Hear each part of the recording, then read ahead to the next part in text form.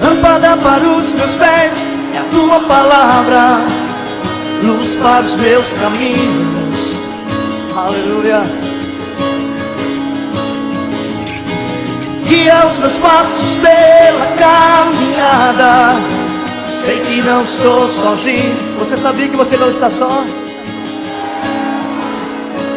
Nele confiarei. Bom dia a todos, paz seja convosco. Sou o pastor Paulo Araújo, professor da EBD Classe dos Adultos aqui de Americana, União Ministerial.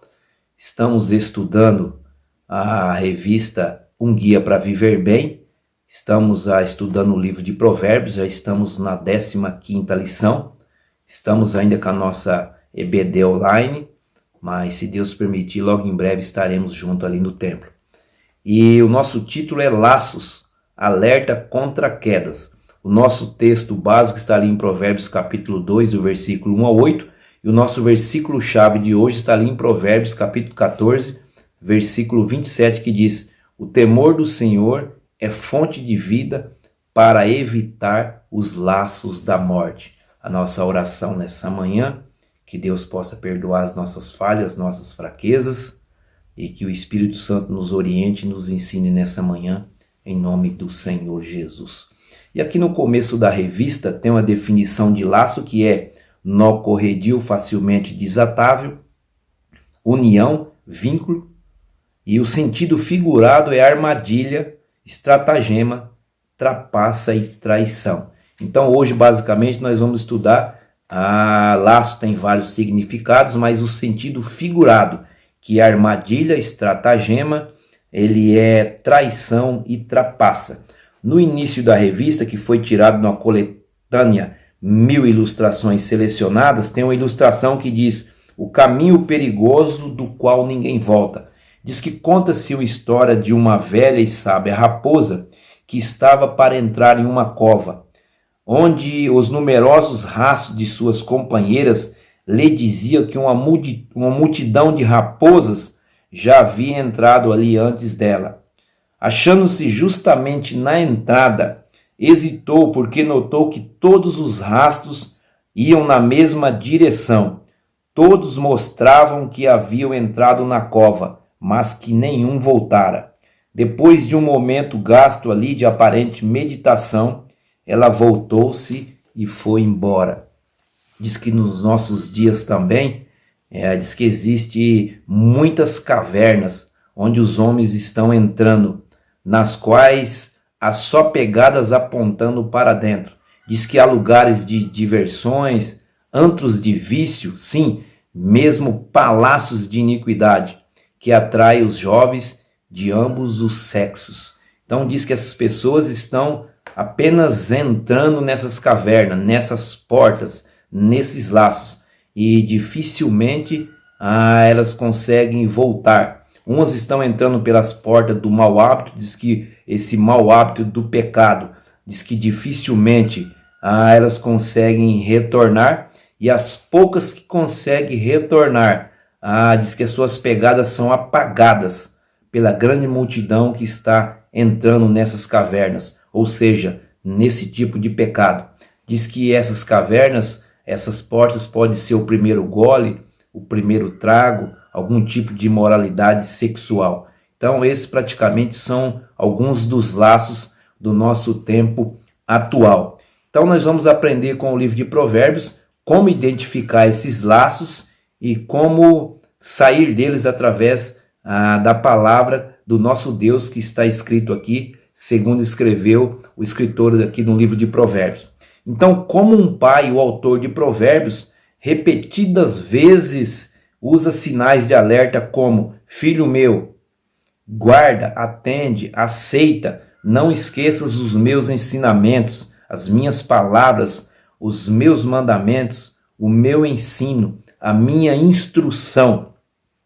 Então diz que se agirmos de maneira orgulhosa e soberba, desprezando os princípios apresentados no livro de Provérbios, sem reconhecermos nossas limitações e fracassos, estaremos agindo com insensatez.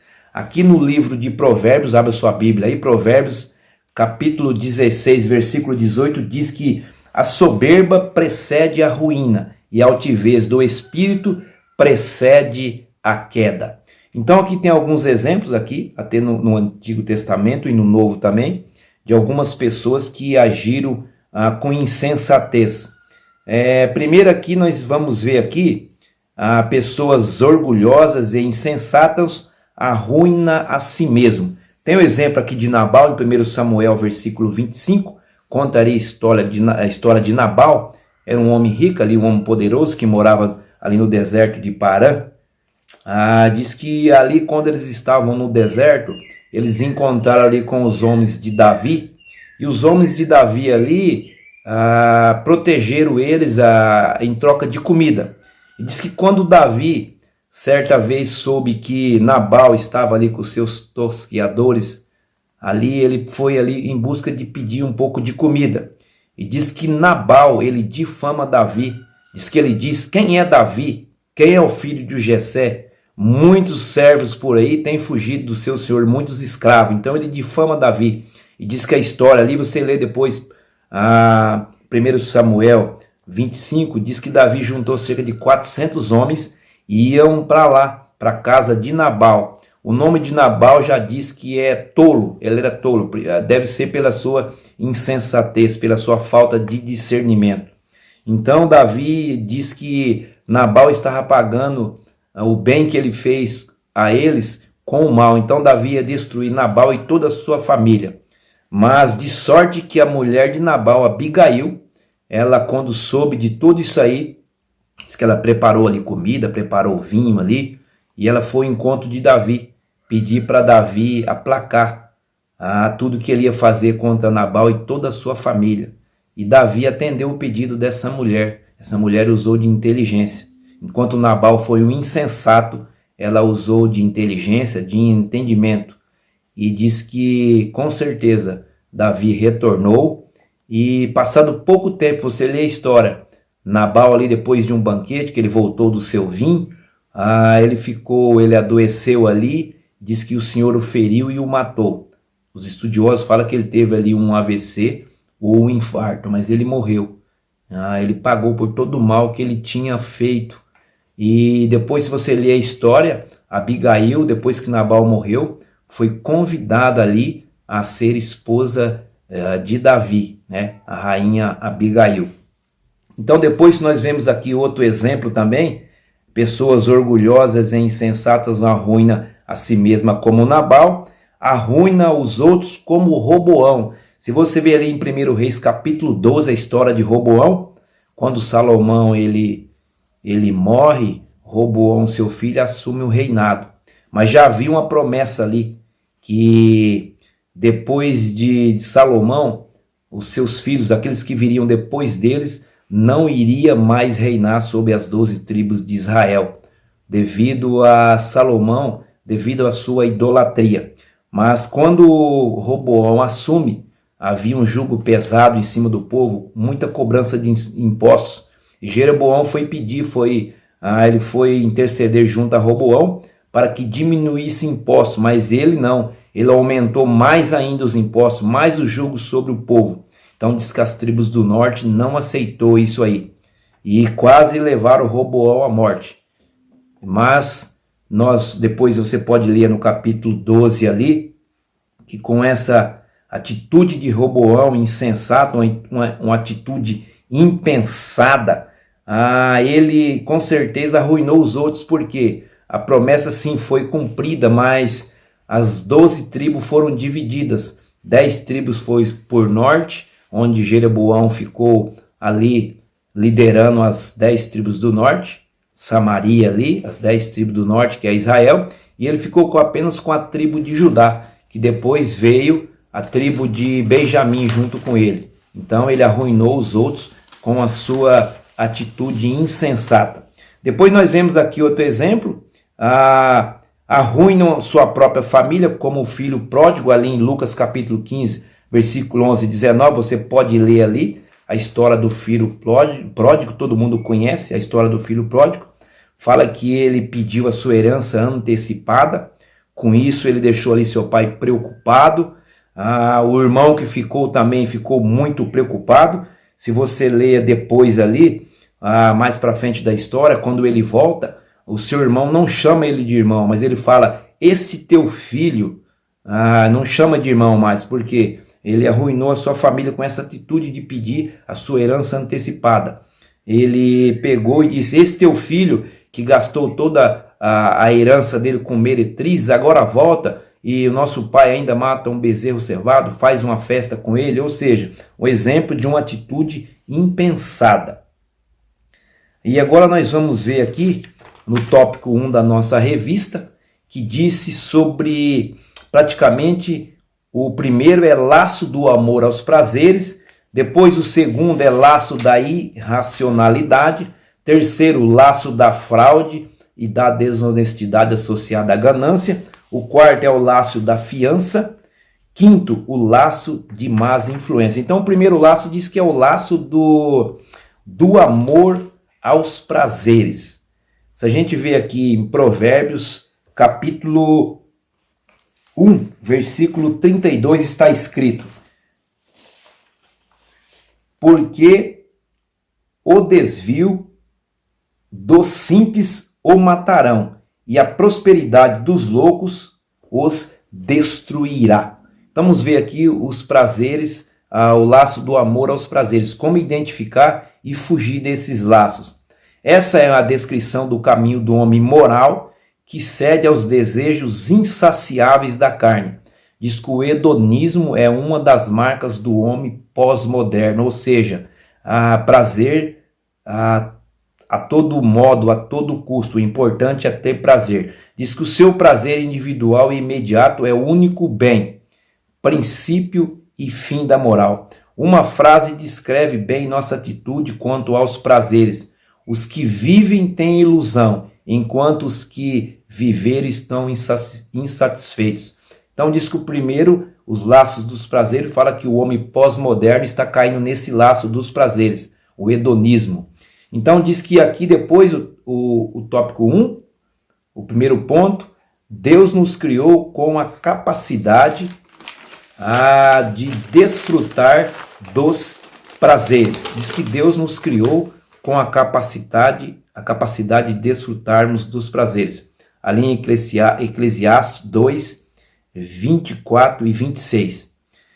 Contudo, Salomão descobriu que esses desejos, quando naturais, quando eles são usados de forma descontroladas, eles tornam ocos, vazios e ilusórios.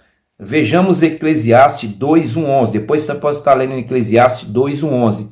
Como ele mesmo descreve sua experiência quanto aos desfrutes dos prazeres. Do versículo 1 ao 3 ali fala de uma vida dissoluta, das possessões do sexo no versículo 8, e no versículo 9 fala do poder. Então, se nós analisarmos ali, Salomão, um homem que teve uma vida dissoluta ali, ele fala sobre isso, que ele teve muitas mulheres, muitas concubinas. Das possessões, foi o rei mais rico que já passou pela face da terra.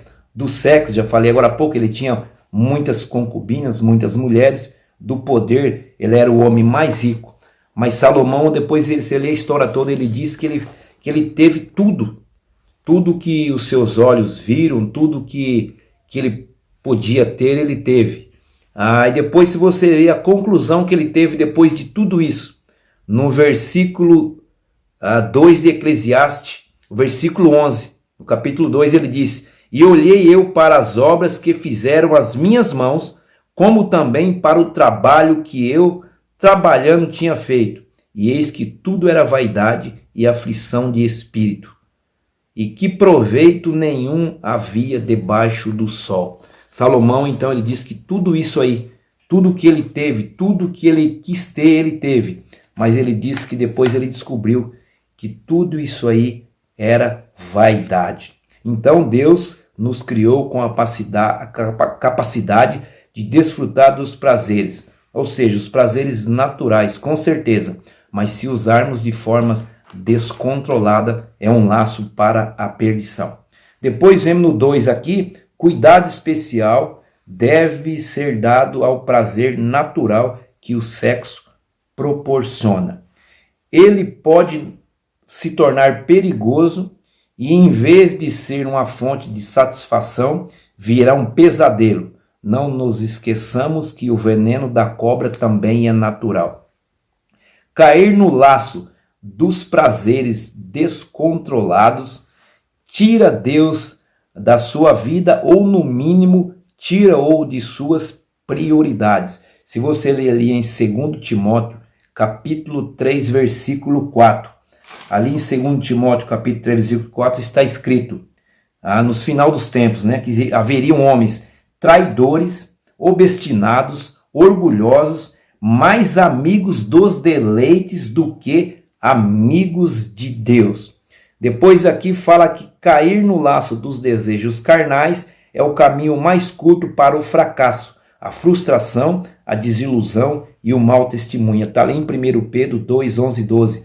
Fala que nós temos que dar um bom testemunho para aqueles que ainda não são cristãos, para aqueles que estão lá fora. Mas então aqui no 2 fala, cuidado especial deve ser dado ao prazer natural que o sexo proporciona. Com certeza, Deus criou o homem e a mulher com esse instinto, porque nós sabemos que desde o princípio, Deus, quando formou ali o homem e a mulher, ele instituiu o casamento, instituiu a família, o homem tem esse instinto, mas nós sabemos que quando ele é usado de forma descontrolada, ele se torna um laço e se torna um pecado. Esse desejo sexual, ele é um prazer que Deus colocou no homem e na mulher, mas com certeza o seu limite é o casamento, é o matrimônio. E quantas pessoas têm dado mau testemunho, quantas pessoas até no meio evangélico, não estamos aqui para criticar, mas nós entendemos que pela Bíblia, nós vemos muitas pessoas que têm exagerado, tem pessoas que estão no 2º, 3º, 4º casamento, pessoas numa vida de adultério. Isso é um laço que o inimigo tem usado nos nossos dias para levarem muitas pessoas à perdição. Depois aqui vamos ver o laço da irracionalidade. Vamos ver o que está escrito aqui em Provérbios, capítulo 20, versículo 25. Está escrito, laço é para o homem dizer precipitadamente é santo, e feitos os votos, então inquirir. Depois você vê também em Eclesiastes capítulo 4, ali no versículo 5 fala sobre votos, que o homem não é obrigado a fazer voto, mas se ele fazer alguns votos, ele é obrigado a cumprir, porque Deus, ele não se agrada de voto de todos. Então aqui fala que durante a Idade Média, a igreja viveu sob a opressão de alguns dogmas que eram inquestionáveis. O homem moderno vive sobre o dogma da irracionalidade. Ele não tem atração pela reflexão, pois, como é senso comum, refletir não leva a lugar algum. Nossa época é marcada pela improvisação, pela espontaneidade e pela falta de ponderação dos caminhos pelos quais se anda. Isso leva as pessoas a serem como folhas levadas ao vento. A opinião que está na moda torna-se sua religião, sua fé, sua Bíblia, seu Deus, com letra minúscula. Vejamos alguns exemplos bíblicos de pessoas que agiram irracionalmente e as consequências de pessoas que agem com falta de irracionalidade. Primeiro aqui fala que Esaú agiu sem refletir, perdeu seu direito à porção dobrada da herança. Está ali em Gênesis 25, 27, 34. Deuteronômio 21, 17 fala que o primogênito ele tinha a herança dupla ou dobrada. Fala que ele, como agiu precipitadamente, faltou razão, então diz que ele perdeu o direito de primogenitura. Ele vendeu em troco de um prato de lentilha para o seu irmão Jacó. Depois tem um exemplo aqui de Sansão. Foi um homem dominado por suas paixões e ele agia impulsionado por elas. Uma força era capaz de segurar Sansão, diz que o homem mais forte que já passou por essa terra. Sua própria fraqueza, agir e falar sem ponderação foi o que levou ele à destruição. Você vê ali em Juízes capítulo 13, do versículo 16, fala que quando o anjo apareceu para sua mãe, ela com certeza não poderia ter filhos e ela gerou a Sansão e teve um voto, ele foi nazireu, ele não poderia passar navalha na sua cabeça. E o povo ali sempre estava em guerra contra os filisteus e Sansão, na época aí, ele desobedeceu, ele se juntou ali com Dalila e fala que precipitadamente ele revelou o segredo da força que ele tinha. O segredo da força que ele tinha, muita gente pensa que está no cabelo, não é que ele estava no cabelo, estava no voto que ele tinha feito, o voto de Nazireu, de não passar navalha na sua cabeça. E ele revelou esse segredo para Dalila. Foi quando eles rasparam a sua cabeça, levou ele preso, escravo no templo de Dagon, cegaram os 2 olhos dele e fala que ele morreu ali. Mas diz que na sua morte ele matou mais filisteus do que em vida. Mas ele pagou um preço alto por não usar a razão. Ele caiu nesse laço da irracionalidade. Depois temos aqui também o exemplo de Saul, que agiu por impulso, pressionado pelas circunstâncias e perdeu o trono. Você vê ali em 1 Samuel 13, 8, 14, fala que Saul, ali foi o primeiro rei de Israel, diz que ele perdeu o trono. Diz que ele no lugar de Samuel ali, Samuel estava demorando para vir, eles estavam em guerra ali contra os filisteus, diz que ele foi oferecer sacrifício no lugar do sacerdote Samuel. Depois, um pouco mais para frente ali, você continua lendo, ele foi ordenado a ele para que ele destruísse todos os amalequitas, e ele fez guerra contra os amalequitas e na hora de destruir tudo que foi pedido para ele, ele guardou o melhor que eles tinham ali. Inclusive o rei Agag, ele preservou a vida dele. Foi quando ele concretizou, ele perdeu o trono de Israel por agir dessa forma. Então, o que se ouve hoje é: curta a vida, faça o que der na cabeça, afinal a vida é curta. Quando agimos apenas pelo que sentimos, sem pautar nossa vida por valores, anseios cristãos, ficamos enfraquecidos e corremos o sério risco de ter um trágico fim. Sejamos como os filhos de Isacar, conhecedores da época, para saber o que devemos fazer. E estejamos atentos para não sermos levados pela maré. Não podemos ser irracionais. 1 Crônicas 12, 32 conta a história ali, quando Davi foi ungido rei sobre todo Israel ali em Hebrom. Fala que as tribos estavam indo até Davi. E fala que essa tribo de Isacar, os seus irmãos eram entendidos na ciência dos tempos. Então eles não estavam indo pela maioria, mas eles sabiam o que era melhor para Israel. Então eles não foram levados pela maioria. Diz que hoje a maioria das pessoas no nosso tempo, eles são levados pela maioria, são levados por qualquer vento de doutrina, porque falta-lhes conhecimento, falta usar a razão, falta de irracionalidade. Depois nós vemos aqui o terceiro laço, o laço da fraude e da desonestidade que é associado à ganância. Provérbio 21:6 diz que usar mentira e desonestidade para conseguir fortuna é vaidade. E aqueles que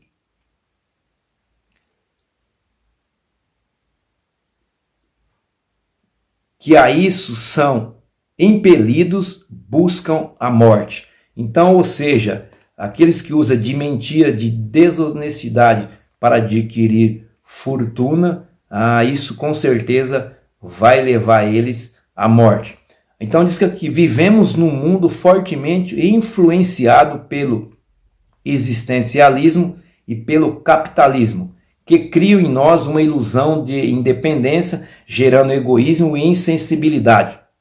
Diante disso, muitos perdem a visão de interdependência social e creem-se inatingíveis para satisfazer os desejos de consumo e sua ânsia pelo ter, enveredam por caminhos fraudulentos e desonestos a qualidade de agir com princípios morais, sadios é um produto em escassez. Diz que, infelizmente, os exemplos que temos, como algumas exceções, inclusive das nossas autoridades, faz-nos crer que, se não agirmos assim, também somos taxados como otários. Mas para Deus, o que vale mais é o ser ou o ter. Provérbios 22:1 diz que o bom nome ali, ou seja, o conceito de integridade, é o que Deus mais preza, porque valoriza a integridade por ser inerente ao seu caráter.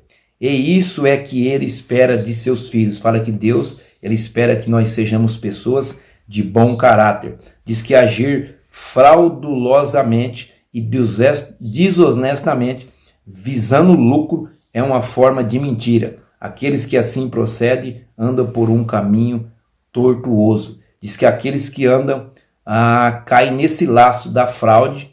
Hoje, no nosso tempo, a gente vê principalmente algumas autoridades que usam fraudes. Até nesse momento de pandemia, a gente vê algumas denúncias de pessoas se aproveitando dessa fase para obter lucros. Fala que é um laço que muitos caem. É um caminho que leva à morte. Depois nós vamos ver aqui o quinto laço, é o laço da fiança. Não sei se alguém aqui já foi fiador, mas vamos ver que laço é esse e o que o livro de Provérbios nos orienta para escaparmos desse laço. Ali em Provérbios capítulo 6, do versículo 1 ao 6, vamos estar lendo para nós vermos o que o livro de Provérbios nos fala sobre fiança. Diz então: Filho meu, se ficaste por fiador do teu companheiro, e se deste a tua mão ao estranho, enveredaste com as palavras da tua boca, prendeste-te com as palavras da tua boca. Faze, pois, isto agora, filho meu, e livra-te, pois já caíste nas mãos do teu companheiro. Vai, humilha-te e importuna o teu companheiro. Não dê sono aos teus olhos, nem repousa as tuas pálpebras. Livra-te como a gazela da mão do caçador e como a ave da mão do passarinheiro. Então aqui está praticamente dizendo o livro de Provérbios um conselho sobre fiador.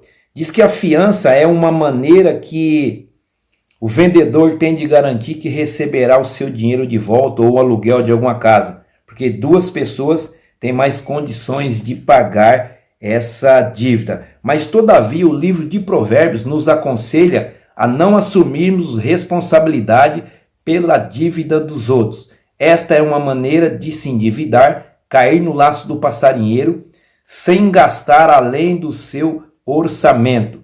Se alguém que realmente estiver precisando vir lhe pedir para ser fiador, avalie antes de assumir se você tem condições de pagar. Caso o devedor principal deixe de fazê-lo, esta é a única situação legítima de fiança. Se você também não puder pagar, então não se torne fiador. Muitas pessoas já passaram por isso, nós também muitas vezes já passamos por esse momento. Sim, nós devemos ajudar as pessoas, quem sabe um parente que veio de longe, um familiar que vem, quem sabe de longe para arrumar emprego na cidade em que moramos, não conhece ninguém e vem pedir para a gente ser fiador. Mas o livro de Provérbios está nos ensinando, se nós não temos condições de arcar com aquela dívida, que nós somos fiador, nós devemos com certeza deixar de fazê-lo. Porque se ele deixar de pagar aquela dívida, com certeza nós vamos ter que assumir aquela dívida. E aqui diz que muitos tomam essa decisão baseada no temor aos homens, ou seja, diz: se eu não ser fiador, ele vai ficar chateado comigo. Se um dia eu precisar dele, não poderei contar com ele, e etc. E este é um laço que, se você cair nele, corre um sério risco de ficar sem meios de prover para si e para sua família. Ali em Provérbios 20:16 fala sobre isso. E até mesmo ficar no olho da rua. Provérbios 22, 26 e 27. Então, tome muito cuidado quando você for fiador, porque se você não tem condições de arcar com aquela dívida, você vai passar a ser um devedor. Depois, o último laço é o 5 laço das más influências. Até vimos isso em outras lições, diz que o verdadeiro amigo constrói o caráter do seu companheiro, mas o perverso trabalha para corrompê-lo. Envolver-se com certos tipos de más companhias é como colocar nossos pés em laços e corremos o risco de ficarmos presos. Lê depois Provérbios 22, 5. Depois aqui está falando para nós, evite os maus companheiros. Provérbios 1, 10, 19, 29, 6 diz, identifique pessoas de má influência no seu trabalho, no seu rol de amigos, na sua vizinhança. Identifique pessoas que agem desonestamente, que têm alguma atividade suspeita, que são imorais, egoístas, gananciosos, etc. Fala para você, o livro de Provérbios ensina você se afastar desse tipo de pessoas que são maus companheiros.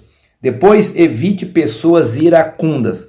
Está ali em Provérbios 22, 24, 25, eles nos ensinam. Identifique pessoas que vivem reclamando, reivindicando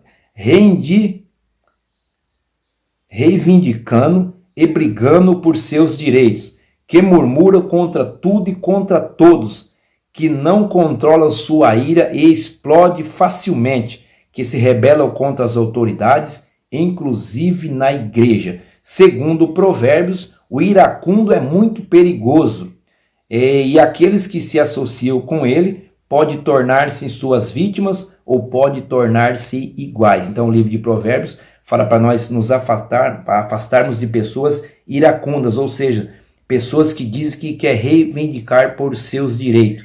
Diz que ele se rebela contra as autoridades constituída, até dentro das próprias igrejas, alguma autoridade constituída, ele se rebela contra. E se nós estivermos junto com esse tipo de pessoa, nós possamos até nos tornar iguais a elas. Depois, aqui a terceira, evite pessoas cuja conversa é pobre. Provérbios 12, 13 e 18, 7 nos ensina que ao manter amizade com pessoas cujo vocabulário manifesta toda a malícia do seu coração, você corre risco de adotar o mesmo padrão, trazendo angústia para você e para aqueles que o ouvem. Efésios 4, 29, ali fala que nós devemos ter um palavreado idôneo, com integridade, para que nós não possamos da nossa boca sair nenhuma palavra torpe, que nós possamos, quando nós abrimos as nossas bocas, a nossa palavra possa ser uma palavra que edifica, e não palavra que destrói pessoas. E então, praticamente, o livro de Provérbios hoje falou sobre laços. Nós vimos então os tipos de laço, o laço da fiança, laço da irracionalidade. Nós vimos aqui o laço dos prazeres, nós vimos aqui laço de más influência. E nós aprendemos hoje com o livro de Provérbios que nós devemos identificar esses laços e devemos sair desses laços para que não nos leve à perdição. Então a conclusão da revista é: valorize os princípios bíblicos para uma vida bem-aventurada que redunde em glórias ao nome de Deus. Lembre-se que os laços de Deus são laços de amor, de misericórdia, de graça e de bondade, que protegem todos aqueles que por eles são envolvidos. Louve-o pela proteção visível e invisível que ele lhe dá. Tenha um bom domingo. Deus abençoe a todos.